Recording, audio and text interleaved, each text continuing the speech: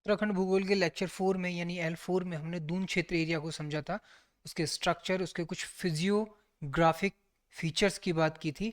और अब बारी है उन क्वेश्चंस को डिस्कस करने की जो अब तक दून क्षेत्र से पूछे जा चुके हैं अलग अलग एग्जाम्स में। पहला क्वेश्चन इसमें पूछा गया है कि निम्न जनपदों में से कोटादून किसमें अवस्थित है। तो इसका आंसर है कोटादून। ये फैक्चुअल है सीधा। ठीक है, तो ये आंसर है नैनीताल। आपके लिए होमवर्क ये है कि कोटादून को एक बार गूगल करके देखना। गूगल में उसकी इमेज आएगी तो एरिया एक तरह से इम्प्रिंट हो जाएगा दिमाग में, तो मेमोरी रिटेन हो जाती है। सेकंड क्वेश्चन में पूछा है नंदौर दून किस जनपद में है। नंदौर दून को हमने डिटेल में डिस्कस किया था। नंदौर दून एक तरह वाइल्ड लाइफ सेंचुरी है, एक तरह की वाइल्ड लाइफ सेंचुरी यानी वन्य जीव अभ्यारण्य है। 2012 में इसको बनाया गया था। ठीक है, ये भी बात की थी हमने इसमें कौन कौन से वृक्ष पाए जाते हैं, साल, शीशम, खैर वगैरह। जंतु में हमने बात की थी एलिफेंट, टाइगर, लेपर्ड वगैरह पाए जाते हैं। और आंसर हो जाएगा इसका नैनीताल। नैनीताल डिस्ट्रिक्ट में पाई जाती है नंदौर दून, नंदौर घाटी। दून घाटी किस जिले में स्थित है, ये तो सबको पता होगा यार, अब ये मत कहना ये भी नहीं पता है। ये तो जो उत्तराखंड में नहीं रह रहा है ना उसको भी पता होगा।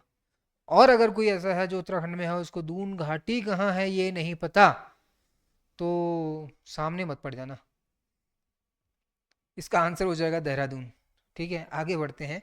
लास्ट क्वेश्चन है लघु हिमालय को दून से निम्न में से किसके द्वारा पृथक पृथक किया जाता है। ये बढ़िया क्वेश्चन है। इसका आंसर है मुख्य सीमा थ्रस्ट। पहले इसको थोड़ा सा कंसेप्ट समझते हैं, थ्रस्ट क्या होता है। थ्रस्ट क्या होता है, देखो जब ये मान लिया अर्थ सरफेस है, अर्थ सरफेस में जब कोई दरार पड़ती है ना, कोई क्रैक आता है ऊपरी सतह में, तो होता है क्या है कि ऊपर की जो पुरानी जो चट्टानें होती हैं वो ऊपर उठना शुरू हो जाती हैं, और जो यंग वंश चट्टानें होती हैं ये नीचे धंसना शुरू हो जाती हैं, नीचे की चट्टानें। इस तरह से ऊपर की चट्टानें उठती रहती हैं, नीचे की चट्टानें नीचे धंसती रहती हैं। तो एक तरफ क्या हो जाता है, ये माउंटेन पहाड़ बन जाते हैं। अगर इस ऊंचे हिस्से को अगर हम कहें लघु हिमालय यानी लेसर हिमालय,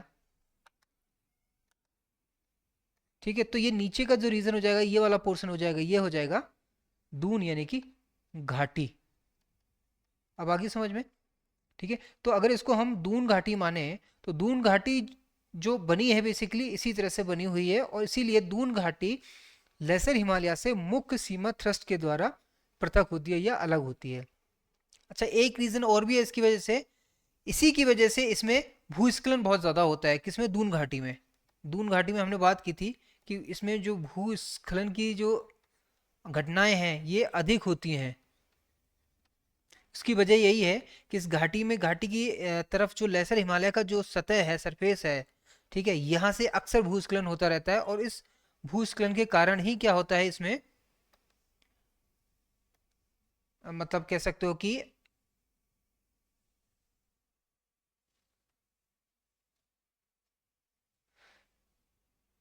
हाँ, तो लेसर हिमालय का जो घाटी यानी दून की तरफ वाला सरफेस है, ये वाली जो सतह है, यहाँ से भूस्खलन की घटनाएं अधिक होती रहती हैं। इसीलिए दून घाटी में भूस्खलन की जो घटनाएं होती हैं वो ज़्यादातर लघु हिमालय की वजह से होती हैं।